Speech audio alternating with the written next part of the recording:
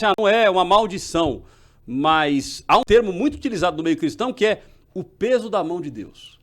Né? Então, e meu amigo, imagina o peso da mão de Deus, porque a gente já imagina a mão de Deus gigante, né? E aí, qual é a consequência real, pastor? Se a glória dele já traz um peso, né? Imagine a mão, né?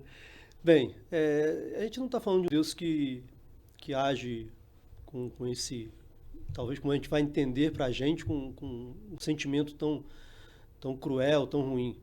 Mas a consequência no que eu digo é aquilo que nós nos comprometemos a fazer. Então a gente vai ver alguns exemplos de votos na Bíblia que são referenciados, são votos barganhados, que é um erro também. Primeiro a gente precisa entender que o voto ele precisa ser consciente. Ele não pode ser um ato emotivo. Eu não posso simplesmente me motivar por uma emoção sem raciocinar sobre aquilo que eu estou propondo a fazer.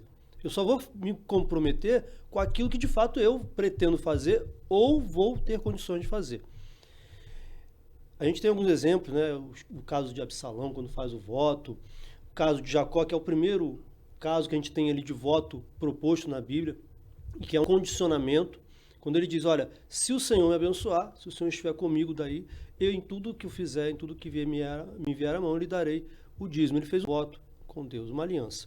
O voto ele pode ser caracterizado por isso, uma aliança, ele pode ser caracterizado com um propósito, ele pode ser caracterizado, talvez a gente não goste muito do termo no meio evangélico, mas até mesmo como uma promessa.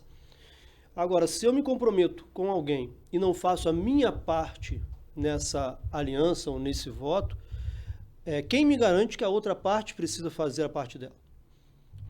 A outra parte também está isenta de fazer isso. Nós, quando fazemos no casamento, nós não fazemos os nossos votos nupciais, né? Amar, respeitar, cuidar, são votos que nós nos comprometemos a fazer. Só vou fazê-lo se eu de fato estou proposto a fazer aquilo. Então, quando a gente fala das consequências desse não cumprimento, é que a outra parte envolvida no voto, ela também está isenta do cumprimento da parte dela. É interessante que a gente tenha o voto feito prematuro, como Jefté, fez um voto irracional. O primeiro ser que aparecer, ele poderia ser um pouco mais específico, o primeiro ser que aparecer dizendo com a lã sobre ela, eu vou sacrificar.